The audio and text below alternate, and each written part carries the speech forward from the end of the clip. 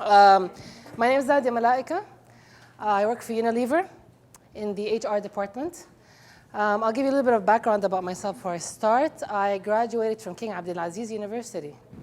So there is hope for all of us. Yes, so I graduated in English literature, and then I was fortunate enough to go to the UK to do my master's, which I did in marketing communications. Came back to Saudi and actually worked for Samba in the corporate bank. I was actually an experiment. I was the first lady that they hired at the time. This is in the year 2000, so you can calculate how old I am. And so I was the first lady that worked there. And I thought I was going into a marketing job. And I go into the interview, and I'm like, he's talking to me. I'm like, but this is not marketing. He's like, it's marketing. It's marketing. I'm like, yeah, but, brands. And he's like, no. Once you come in, you can go anywhere you want in the bank, which is a lie. You can't go anywhere. Once you're in one department, it's very difficult for you to move. But anyways, I stayed there for 2 years. And then I thought, okay, this is not happening for me because being the first lady, there was very, very sensitive dealing with the companies. It's a corporate bank, so you're dealing with companies. So I decided to leave, and Unilever had started the ladies department. So I went to Unilever, and I actually joined the marketing department. And I stayed there for 3 years. I worked on brands like Knorr and Dove. And then I actually got fed up of the whole corporate world, and I left, and I came here. So I worked here for a year in the marketing department, and then I actually moved to Muassasat Al-Ilm. If you know, this is the mother company that is handling Dar al-Hikmah amongst other projects. So I worked with them for another year. And I was kind of cheating. I was part-time teaching at UBT, CBA سابقا. I was teaching marketing, and I loved it. I really fell in love with teaching. So I completely left Muassasat Al-Ilm, and I joined full-time with UBT. And I was kind of responsible for the career center also. I spent about almost 5 years teaching marketing. Had to move to Kuwait for a couple of years. And then when I was coming back, I called Unilever looking for a job for my husband. And I'm like, do you have anything? They're like, no, we don't have anything for sales. But, do you want to come back? I'm like, no, man, the corporate thing. And like, no, it's changed and the company's different now. I'm like, yeah, but I just had a baby. And like, it's okay, bring baby. There's a nursery here. I'm like, okay, great. I'm like, but I have a son, and when he finishes school, and they're like, it's okay, we have flexible hours. You can work from home. You don't have to come every day. I was like, okay. I have no other reasons to say no.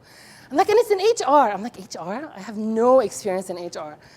I'm like, okay, I'll give my CV. Let's see if they're going to call me. I did not expect them to call me, actually, at all. But they did. And I was responsible for a leadership development position, which is basically dealing with students in colleges and universities. So I was responsible for recruitment in addition to employer branding activities. So anything that has to do with marketing the company to university students. And then I just recently moved roles to, I'm an HR business partner for the marketing department. So marketing seems to be following me everywhere I go, which is fine. So what I'm going to talk to you a little bit about today is how to get your dream job. And you remember growing up, every age there was something different, right? Like first I wanted to be a veterinarian.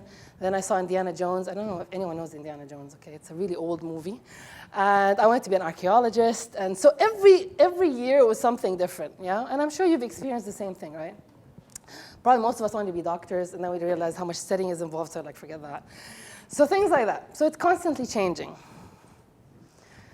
But then you start wondering, right? You graduate from high school, and you're like, what am I going to do with my life? What am I going to study? And I feel a lot of students, it's like this. It's like, roulette? Jeopardy? Okay, I feel it's like that. You ask me, أنت إيش دخلتي? والله أنا دخلت law. It sounds good, okay. Without any clear idea of what you really want to do. You ask your parents are like, لا يا بنتي. لا لازم تخشي, I don't know, whatever. صح? Accounting. لازم تخشي accounting. هتلاقي وظيفة. So parents, friends, everyone's very confusing, telling you what they think you should do. And you're really lost in the beginning. And a lot of people actually don't end up ever working in what they choose to be their major. Yeah? So that's a very interesting fact. So, a lot of people are confused at this point in time. But what can you really do? Okay, so you get into college, you choose a major. I don't know if you have to select your major straight away. Do you have to select it right away as soon as you come in? You do? Okay, can you change halfway through? Okay, that's good. Okay, then Abdulaziz, it was kind of like, pick now. And the next 4 years, you're stuck, okay? So I went actually in Abdulaziz, I started in the Dar al-Iqtisad, and I found it extremely boring. And I was like, this is so not me. So I went into microbiology. So I had to change college completely and start over again in microbiology. And I spent a year in that. I'm like, God, this is so not me right now, so I'm going to have to change. I'm like, where am I going to go? It's like, oh, English literature, that's easy because I'm fluent. So I figured I could, get a high GPA and worry about the master's later and choose something that I really wanted to do. So yeah. So what do you do when you get in here? It's very important that when you come into college, you really embrace the opportunity, because it's a great time to really get to explore yourself, to find out what you love. And you're very fortunate, by the way, to be in this college. Any private college, you're very, very fortunate because they give you a lot of different things, yeah? Regardless of, you might think, oh, I wish I went to the States, whatever, okay? Yeah, well, fine, it's okay.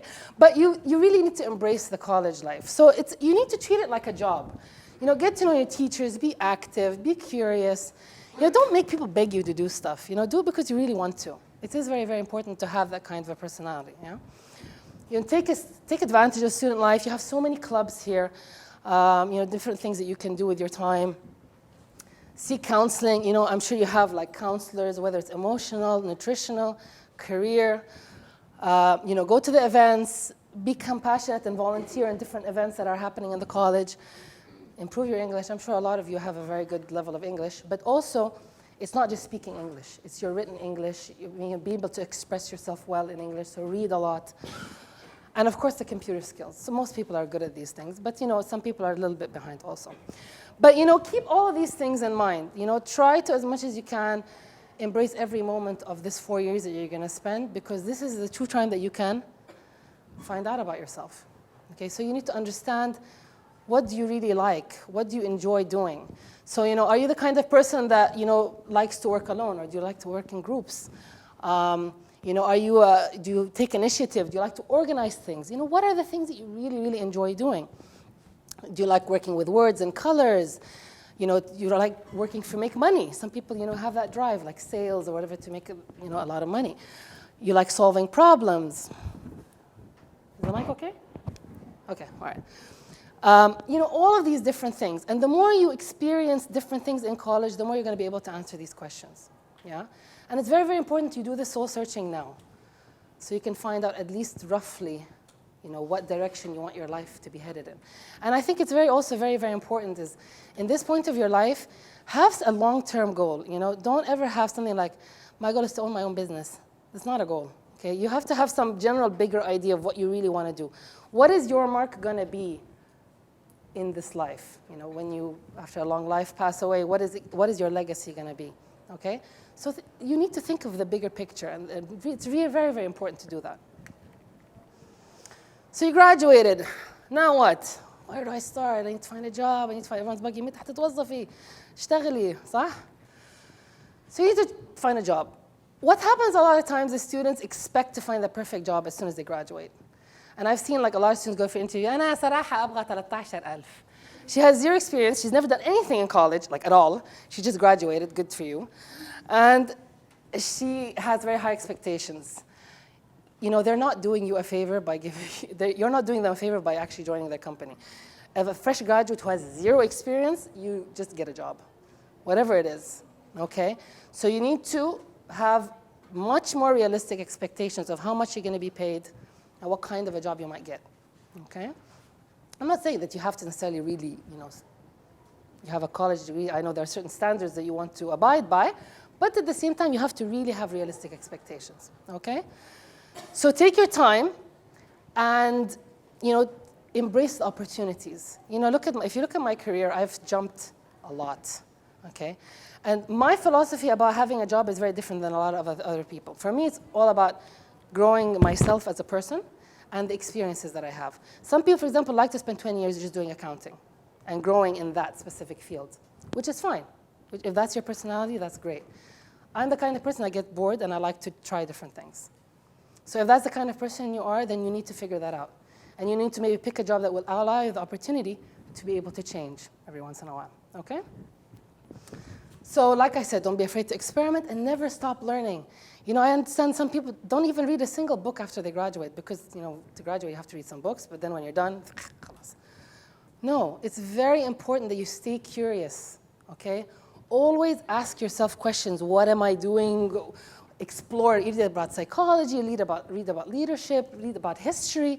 So many different things that you can learn about, and you'll only do that by reading more, okay? طيب, when it comes to self-exploration and understanding yourself, you're gonna try to figure out what kind of a person you are. You can either be like a person that likes tasks, so serving, speaking, persuading, supervising, instructing, okay, which is basically what I enjoy doing, okay? It could be data. Some people love dealing with numbers, and this scares the hell out of me. I hate that, okay? So anything to do with numbers, some people are amazing with doing those kind of things. Tasks, so things that actually involve handling things. You need to use your hands. Or ideas, creative things. So you have example of these jobs, like people tasks, have counseling, education, HR, surprise, surprise. Banking, market research. See why I didn't do well in the banking? This is why I hated the banking. All right, ideas and tasks, so, graphic designers, for example, yeah? And then the things like cooking and baking. And by the way, another thing I want to give you a hint about. Sometimes people, like, for example, say, I want to be an artist. إيش فنانة تقعدي ترسمي صور؟ إيش حتسوي؟ كيف حتعملي فلوس؟ كيف؟ Yeah, a lot of people sometimes will, you might have an idea and that you're really good at something and you want to actually do it, and people put you down. If you really love it, follow your passion, and you're going to find a way to make money out of it, okay? Now look it's amazing. For example, a friend of mine years ago wanted to study directing. You're talking about like 20 years ago. Yes, I'm old. Okay? And she wanted to study directing. Everyone's like, إيش إخراج؟ إيش حتسوي؟ تعملي أفلام؟ إيش الكلام فاضي هذا? Okay? And her father sent her to the States on the condition that she study psychology, because that was what, this is where you can get a job. So she went, she did the psychology. She got a master's in psychology. And then her dad's like, you know what? You can spend another 2 years in the States. And she went and she did the master's in filmmaking and directing. Now she's opened her own production company. Okay? And now YouTube is booming. You have so many of these different channels happening. So do not limit yourself in the now. Don't think, okay, what am I going to do in the job in a year or 2 years from now? Think in the long term, because you're going to be maybe one of the pioneers or one of the first has actually started something. The art scene has become amazing now in Jeddah, صح ولا لا? All these art galleries and these artists that are coming out, if you have a passion, you will find a way. Even cooking, عارفين لولو العزة? Yeah, okay. She found her passion and she's following it and she's doing it and she's making good money out of it. So this is what you want. So you'll have, your dream job is what? Is something that you're good at, that you actually love doing, and that it pays well, okay? This is the dream job, طبعا. So you love what you do, you're really, really good at it, and it pays well. So you fit in here. But what happens sometimes, you can love what you do, and it doesn't pay well, yeah? So you're like, okay. Or you can love what you do, and you're good at something. You're happy but poor, doesn't pay well. You're good at it, you love it, but it doesn't pay well. Unfortunately, like teaching sometimes. Sometimes it doesn't pay well, even though I love it. But usually when I change jobs, like to teaching, when I went from Unilever to teaching, I knew I was going to get a pay cut. I knew it. And I was okay with that. I was okay with the pay cut.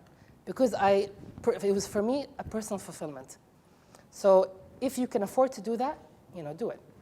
But of course, we all want to be here, don't we? I'd love to be paid $25,000 to teach. Okay? طيب, writing your CV. Email, email, email. I can't say this enough. You know how many times I got CVs of girls? توتة الجميلة. القمر 49. I don't know. Really, يعني, I'm like, and I've got some really, like questionable ones too. I can't say it in the university, okay? Maybe when I leave the class you can ask me. But some really, really, I'm like, the whole office was laughing, okay? Please be careful. Create a professional email. If you don't have one right now, I know we all created our emails when the internet just started. No, not for you, me, okay? But when you first create your first email, it's like, pink elephant. And that was me, okay? So yeah, so we do stuff like that, which is fine. But when you graduate and you put on your CV, make sure that it's correct. It's a good email. No أشياء بديهية, grammar, spelling mistakes. Some people actually write wrong spelling of the email, wrong telephone number on the CV. Be careful, be careful. Don't be vague. Explain what you did. كثير مرات يجيني CV مثلا project management. Okay. What? Write a small liner. Handling projects from كذا كذا كذا, dealing with suppliers مثلا. Explain a little bit. And then be specific on what you want. كثير I go to career fairs. What are you interested in? أي شيء. Okay. What do you go? What do you? بس أبغى وظيفة. No, don't ever. Even if that's true, even if it's true, it's okay. But don't say that to me. Okay. So make sure that you're very specific. I love marketing. I'm so interested in your marketing program. You know, tell me more about it. It automatically say, oh, wallah, she knows what she wants. I want this girl. Okay. So never go in and not knowing or having a clue what you want. Even your CV. I'm very interested in working in an organization where I can work on my marketing skills. Okay. So be very, very specific. And don't send the decorative CVs, please. And don't put your picture. Please. I don't know why people do that too. And by the way, you know, even if you're gorgeous, let's share we're going to judge. We judge. We judge. Come on, we judge. You know, if you see a picture of them in the scene, I'm going to be like, okay, pass. She could be brilliant, but I'm just, you know, it's horrible, but that's the reality, okay? So just don't put your picture. All right, I love this. It's like, I don't need to see your resume. That's the old way. Now we use data from the internet. Look at his face. What have you been up to lately? Ew. And he's like, oh, I'll show myself out. He's like, you don't understand if I don't shake your hand. So he was looking at him. He was checking him on the internet. So I looked at your blog, your tweets, your Facebook page. I Googled your name, and I followed every link. I do that, by the way. When I get people that apply to the company, I Google you. Because I find a lot of stuff like this. Okay? Banat, please. Please, please. If you put it out there, it will reach me. Okay? No matter how أنا ما أحط غير صحباتي على الفيسبوك. أنا الإنستغرام حقي private ما في حد يشوف. بنشوف. كله بيشوف. Once it's on the net, the whole world's gonna see it. Even if you don't put it on the net. You know what happened to the actress? حقت Hunger Games? What's her name? What's her name? Yeah. What did she do? Private pictures ended up on the cloud, and now everybody has her naked pictures everywhere. Be careful. We all have phones. We're connected all the time. Anything can leak. If you have anything out there that you want your parents, your employer, anyone seeing, please don't put it there. Okay? Be very, very careful. If you're going to put a profile picture like this, I'm not going to want to hire you. I check. I'm telling you, I do this. And employers are starting to catch the game, and they're doing that. And actually, you can use it to your advantage, by the way. I know people who have come in for interviews and have checked me and people who are going to be interviewing them on Twitter, on Instagram, on whatever, to read what they're writing. If you went for an interview and you've seen someone's tweets, you know what he's thinking, you know his thoughts, you know what interests him or her, and you can use that to your advantage in the interview. Okay, so it works both ways. It's not just us taking advantage. Yeah, you can also take advantage of that. Okay, so you go for the interview. You finally get into the door. And it's very important to have certain things that you have in your mind when you go into an interview. One is commercial awareness. So if you're a banker and you've studied banking, please read the Financial Times or whatever it is before you go into the interview, because then you can discuss, you know what really interests me lately is, you know, what's happening in the news, kaza, kaza, kaza, and you have a discussion. All right, so you have to have that. They might ask you in the interview, but what do you think about the recent IPO or whatever it is? You're like, didn't read the paper, never do. It's not going to look good, okay? If you have an interest, make sure that you're very aware of what it is that you're going to be going in to talk about. Of course, being able to communicate well, working in teams, negotiation, persuasion, problem solving. We look for these. When we talk to you, we try to get a hint of these traits in you by asking you certain questions. Give us an example of a time that you worked in a team. How was it? What was your responsibility? How did the project turn out? We ask you things like that to find out. Okay? So always keep these things in mind also. And you can, by the way, Google a lot of time most commonly asked questions in interviews because it's almost all the same. You will be asked the same questions almost everywhere. Okay? Body language. All right. Because there was one of the topics that they thought they suggested I talk about. I didn't want to just talk about body language, but I found this was interesting. People, mistakes that they make when they go for an interview. Bad posture. Okay, you go to an interview and it's like, "Ay wallahi ana تخرجت من الجامعة بعدين." Okay, so make sure that your posture is correct. You're looking up straight. Breaking eye contact. So they're talking to you and Fajr, you're looking at the picture on the wall. All right?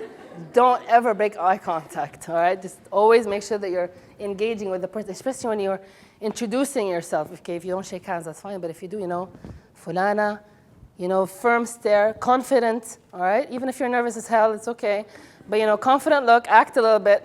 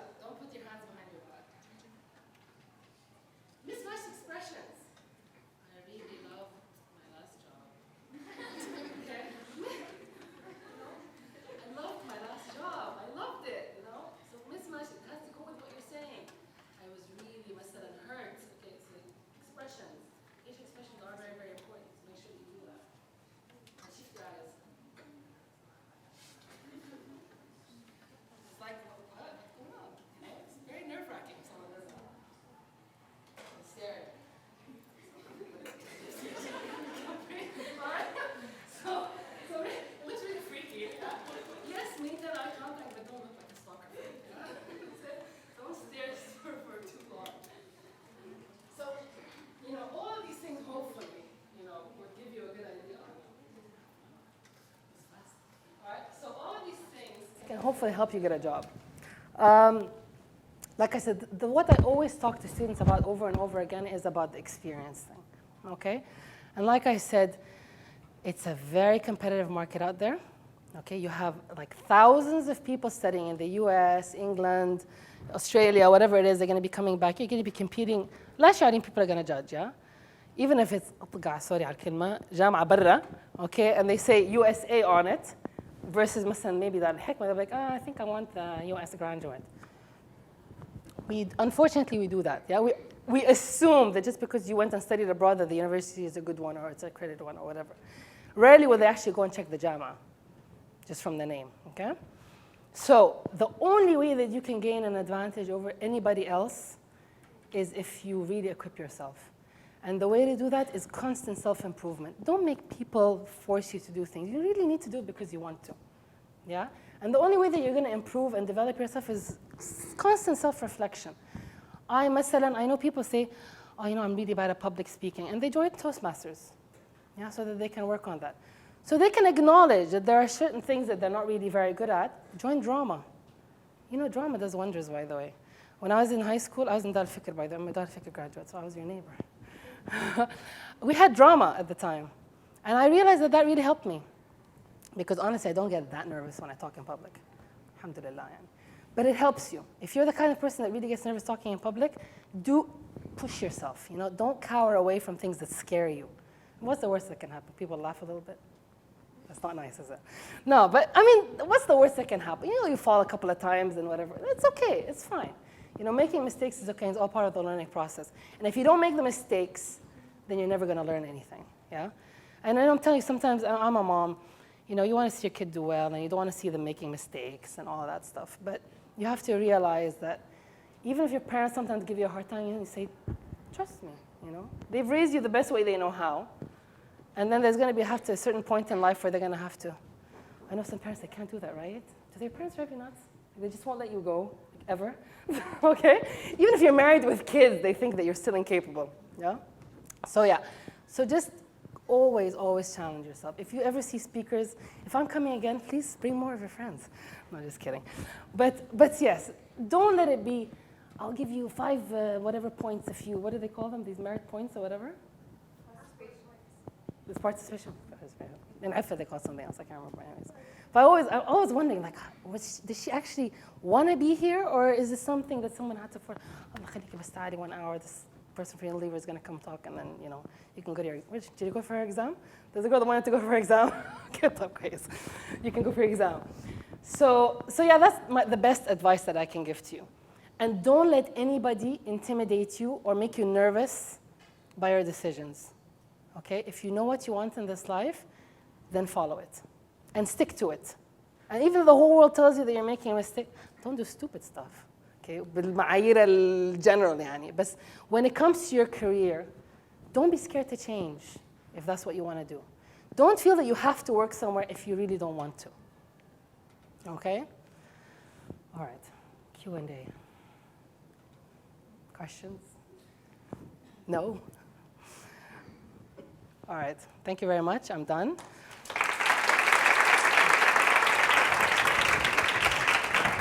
And if you want to contact me, if you want to ask me any questions, I believe, where's the event organizer? Where is she? She's not here? Hi, how are you? Anyways, you can get my email. I can't remember the girl's name. The one that was organizing with me. What's her name?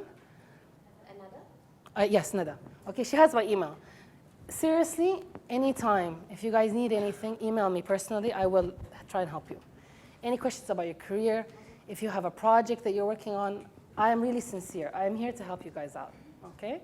And ask questions about Unilever. Yes, of course. Do you have any questions about Unilever? Okay, go ahead. You want to ask anything about Unilever? Yes. How's the working Excuse me? It's amazing, honestly. And I would be honest, if it was crap, I'd say it's crap, but it's not. It's an amazing place to work. There's a reason why I went back, because I am very against the whole corporate, you know, this hungry, cutthroat, money-making. I hate that. And the reason why I liked going back to Unilever is we have a new chairman called Paul Polman, and his strategy in the company is that they want to double the size of the business by having the environmental impact. So the idea is, okay, yes, we're a company, we want to make money, but we can't do it irresponsibly. So we cannot go cut down the rainforest and pollute the air and pollute the water and just, we don't care. We have to think about the future generations. I love that idea. I like the idea that corporations have to be responsible. So it's not just talk. So for example, the factories have certain KPIs that they need to decrease the amount of emissions. They need to decrease waste. We have to become a greener office. So the lighting systems that we use, the recycling, it is in every aspect of the business. Even, for example, the farmers that they're dealing with. If we're cutting down trees, we have to make sure that we're planting trees. I like that. So that's, as a Unilever, as a company, as a multinational company.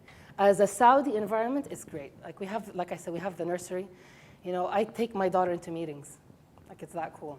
If I have a meeting and I don't know what to do with her, she'll sit next to me and we're discussing work. And I like that.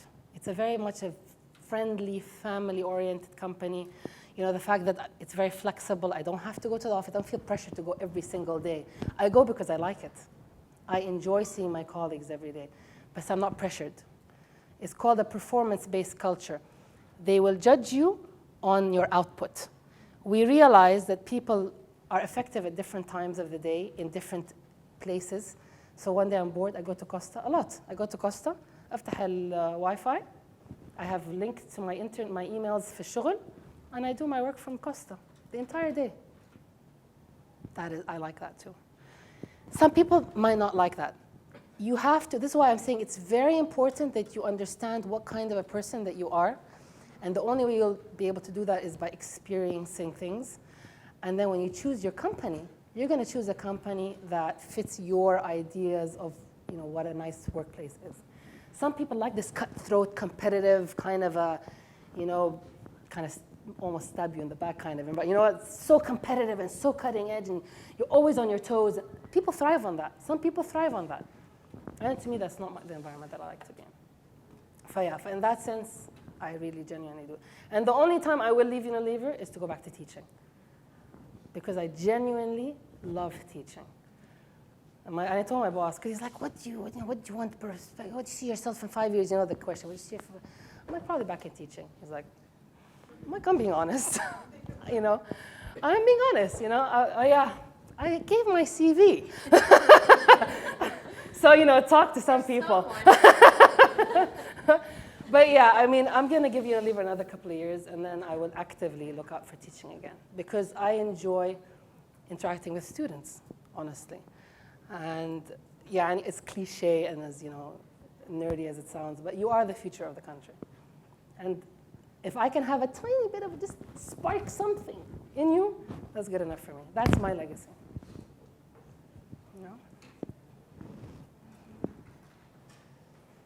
Anything else?